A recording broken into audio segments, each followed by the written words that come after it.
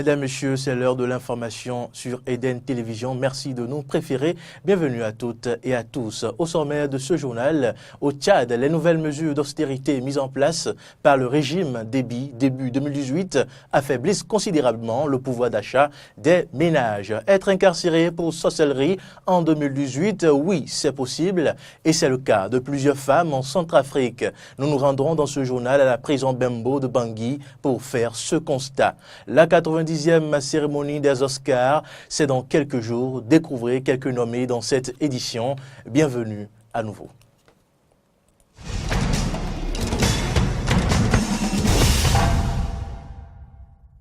Si vous venez de nous rejoindre, bienvenue dans cette édition. Anne Djamena, les nouvelles mesures d'austérité mises en place par le gouvernement début 2018 touchent de plein fouet le portefeuille des familles. Il est de plus en plus difficile de s'offrir 3 repas par jour. Diane, fonctionnaire au Tchad, a du mal à nourrir sa famille. Reportage. Tous les matins, Diane se rend au marché de N'Djamena pour faire les courses. Mais depuis quelques mois, elle revient avec moins de provisions. La raison, la baisse de son salaire de sage-femme. En 2 ans, elle a perdu un tiers de ses revenus. On n'arrive pas à manger 3 fois par jour comme avant. On mange seulement une fois. Le matin, on prend le thé simple avec 4 bains. C'est pas comme avant où les enfants prenaient le lait, le chocolaté, le pain, il n'y en a pas. Donc, c'est pas facile de joindre les 2 bouts. À la baisse des salaires s'ajoute l'inflation. Sur le marché, les prix de certains produits ont doublé. Les choses deviennent de plus en plus chères au marché parce que les marchandises arrivées au niveau des douanes, les douanes taxent beaucoup. Les taxes augmentent chaque année. Donc c'est ça qui fait que les choses sont augmentées au marché. Depuis fin janvier, une grogne sociale traverse le pays. Une grève générale paralyse le secteur public, bloquant les hôpitaux et les écoles pour dénoncer la politique d'austérité du gouvernement. Pour le mari de Diane, la grève démontre le malaise du pays. Dans un pays où la justice est paralysée, la santé, le secteur de la santé est paralysé, le secteur de l'éducation est paralysé, mais je crois qu'il n'y a plus de vie dans ce pays-là. Le Tchad, dont 70% des recettes proviennent du pétrole, a vu son économie plonger depuis la chute du prix du baril en 2015. Le salaire des fonctionnaires absorbe 80% du budget de l'État. Pour continuer à les payer, le gouvernement a emprunté près de 2 milliards d'euros auprès des banques. Au fond de la prison pour femmes de Bembo à Bangui, dans le clair-obscur d'une cellule remplie de lits superposés, des femmes incarcérées pour sorcellerie égrènent le chapelet avec la dernière énergie recroquevillée autour d'un amas d'images pieuses. Près de la moitié des 42 détenus de Bembo sont accusés de pratiques de charlatanisme et sorcellerie, PCS, un crime prévu par les articles 149 et 150 du Code pénal centrafricain. Je vous invite à suivre à présent une surveillante pénitentiaire de la prison pour femmes de Bembo et Nadia Karine Fornel-Poutou, présidente de l'association des femmes juristes. Oui, parfois il y a des gens qui disent qu'elles sont innocentes, d'autres disent qu'elle est innocente. Mais moi, comme je ne fais pas la pratique de la charlatanisme, donc je ne peux pas savoir tout sur ça. En Afrique, il y a une catégorie de personnes qui est toujours accusée de sorcellerie, à savoir les personnes vulnérables, les femmes, les enfants et les vieillards. Quand le problème se pose et ça arrive devant la justice, le juge même a du mal à avoir les preuves. C'est toujours mystique. Vous voyez un peu. La répression de nouvelles marches de catholiques ce dimanche contre le maintien au pouvoir de Joseph Kabila a fait au moins 1 mort et plusieurs blessés en République démocratique du Congo, selon l'épiscopat, alors que la police estime avoir atteint son objectif de 0 mort. Pour la 3e fois en 2 mois, les fidèles ont persisté à vouloir défiler contre la dictature de Joseph Kabila, dont le mandat a expiré depuis fin décembre 2016 à la sortie de la MERS, mais ils se sont heurtés aux forces de l'ordre. Dans plusieurs villes, les marches ont été étouffées par les forces de sécurité qui se sont déployées massivement devant toutes les églises catholiques. Suivant un extrait des propos recueillis par l'agence France Presse. Aussi longtemps que nous ne verrons pas la bonne volonté et la bonne foi de la part de nos dirigeants, nous ne pourrons pas arrêter de manifester. Peut-être que nous pourrons changer de mode, mais nous allons tenir jusqu'au bout. Après avoir tiré des gaz lacrymogènes, les militaires ont décidé de tirer à balles réelles. Il a reçu une balle réelle au sein de l'église. L'hôpital Saint-Joseph a déjà reçu 3 personnes. 3 personnes, dont 2 blessés par arme à feu grave.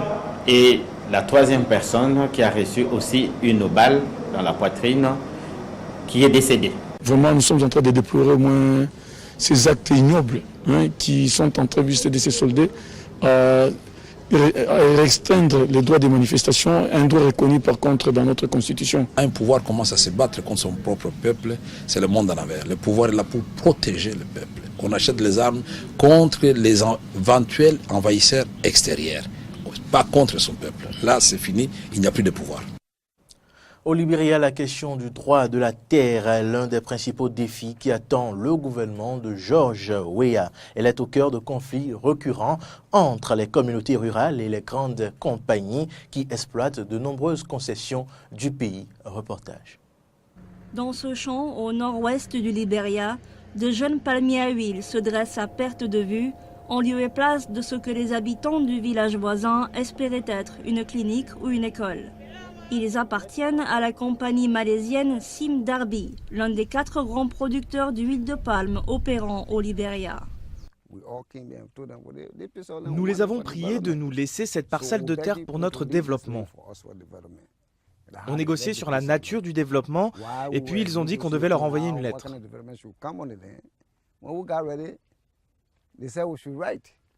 Entre-temps, Sim Darby avait déjà planté d'autres arbres sur la parcelle.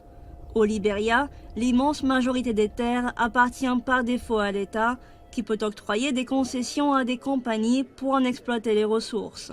Pour ce petit pays pauvre d'Afrique de l'Ouest, qui se relève lentement de 14 années de guerre civile, les taxes issues des exportations des palmiers, du fer et du caoutchouc représentent une manne importante.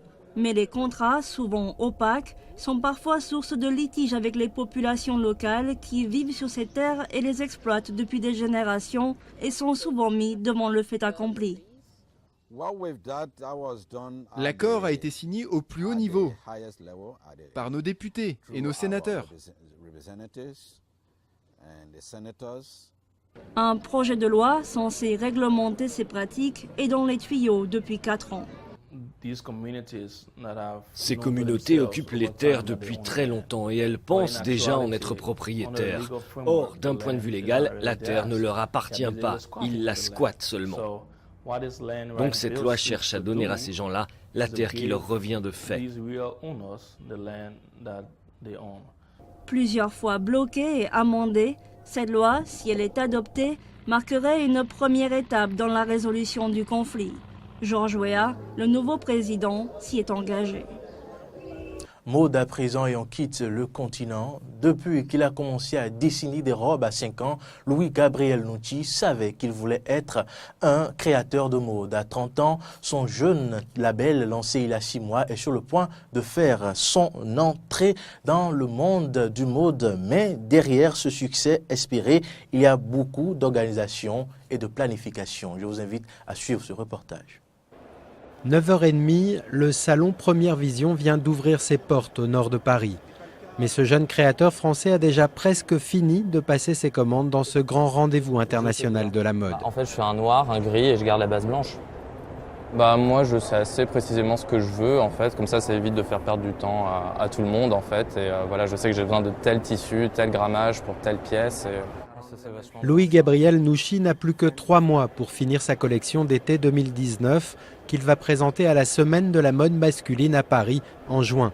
Plus de temps à perdre donc, car créer une ligne de vêtements peut prendre jusqu'à 1 an. Le créateur doit faire appel à toutes sortes d'acteurs, des modélistes aux fabricants de vêtements, sans oublier bien sûr les fournisseurs de tissus. Je voulais savoir si vous auriez cette qualité en noir. Ce fournisseur italien fabrique parmi les meilleurs jerseys du monde. Mais avant de se décider, Louis-Gabriel veut tout savoir. Délai de livraison, poids et couleur. car ce rendez-vous de la filière mode est un moment crucial, celui où le designer peut palper ses tissus et rencontrer ses fabricants. De retour à son atelier, Louis Gabriel doit aussi passer beaucoup de temps à la gestion au quotidien de ses créations, en coordonnant chaque étape du processus de confection. Tous les agents textiles, tout ce suivi de commandes tissus, de où ça arrive. Après, moi, je travaille avec un modéliste aussi pour faire des patronages. Ensuite, il faut tout mettre en place pour que l'atelier ou l'usine puisse bien produire les vêtements. Et après avoir le produit fini, après, il faut les prendre en photo. Enfin, vous voyez, c'est plein d'étapes. Louis Gabriel réalise toutes ses créations en France ou en Italie. Sur ses présentoirs, on trouve les modèles qui seront bientôt en boutique, mais sans les prix. Pour un t-shirt, il faudra compter 120 € et autour de 550 € pour un pull. De déchirure et d'usure, alors que c'est entièrement automatisé, qu'on peut toujours répéter en fait aussi. Un garçon de 13 ans atteint d'autisme et souffrant du syndrome d'Asperger apaise sa douleur en dessinant des plans de ville et de métro réels ou imaginaires qui sont désormais imprimés sur des sacs et vêtements et vendus dans le monde entier. Matej, 13 ans, est autiste de naissance, mais sa passion pour les plans de métro a changé sa vie. Plongé dans son univers souterrain, ce jeune Tchèque a déjà reproduit à la main des centaines de plans, parmi eux les métros de Paris, Londres ou encore Madrid. J'utilise une règle, je mesure les plans que je veux copier et puis je commence à dessiner. Je travaille toujours de façon précise. La passion de Matej est un soulagement pour ses parents. Avant, le garçon pleurait 23 heures par jour. La famille a même été contrainte de déménager d'un immeuble de Prague dans une maison de banlieue. Les plans sont devenus un tranquillisant pour Matej. Il s'y est intéressé de plus en plus et a commencé à rechercher des illogismes et à les corriger pour en faire son propre monde. Le monde de Matej est désormais accessible à tous. Sa famille a créé une petite entreprise pour imprimer ses plans de métro sur des vêtements, des sacs à dos et autres gadgets. Une histoire porteuse d'espoir pour d'autres enfants autistes.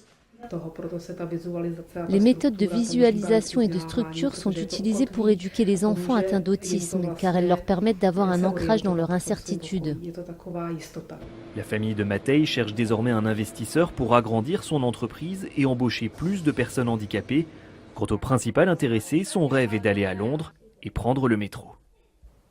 Buteur professionnel et à prothèse, à 19 ans, Cosme Lambrou a déjà participé à la Coupe et au championnat de football de Roumanie en première division. Cet attaquant a pourtant été amputé de la main gauche quand il était enfant.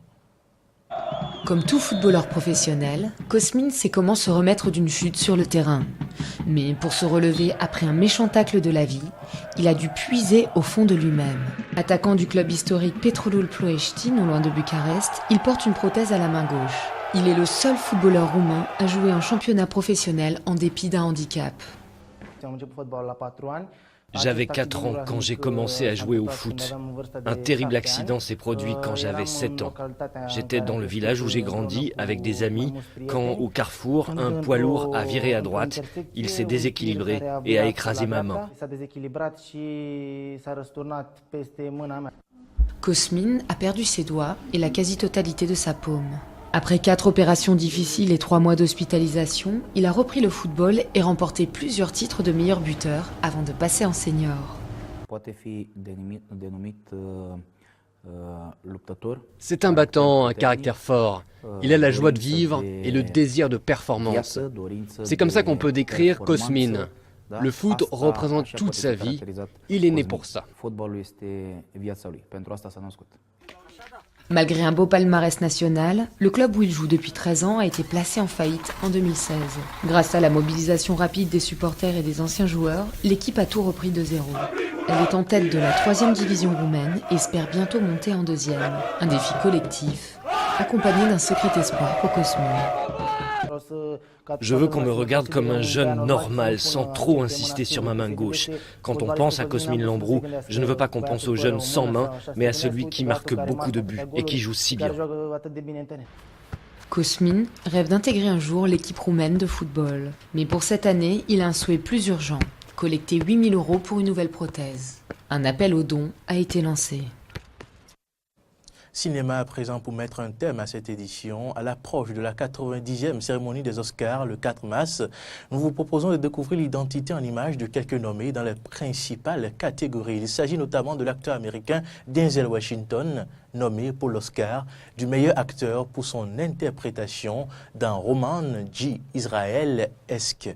L'américaine aussi Octavia Spencer, nommée pour l'Oscar de la meilleure actrice dans un second rôle pour interprétation dans La forme de l'eau. Le film, bien sûr, s'appelle La forme de l'eau pour les Oscars du 4 mars prochain. Et enfin, l'acteur anglais Daniel Kaluuya est nommé aussi pour l'Oscar du meilleur acteur pour son interprétation dans Get Out. Avant la cérémonie des Oscars 2018, que le monde entier va regarder, l'une des grandes plumes de la Bible hollywoodienne, Variety, a déclaré que les mouvements féministes MeToo et Time Up, conséquences de l'affaire Weinstein, ont pu avoir un impact sur les votants. L'affaire Weinstein, vous le savez, bien sûr, c'est l'acteur Harvey Weinstein qui a été accusé d'harcèlement sexuel sur plusieurs actrices. Eh bien, c'est la fin de cette édition que je vous remercie d'avoir suivi. À bientôt.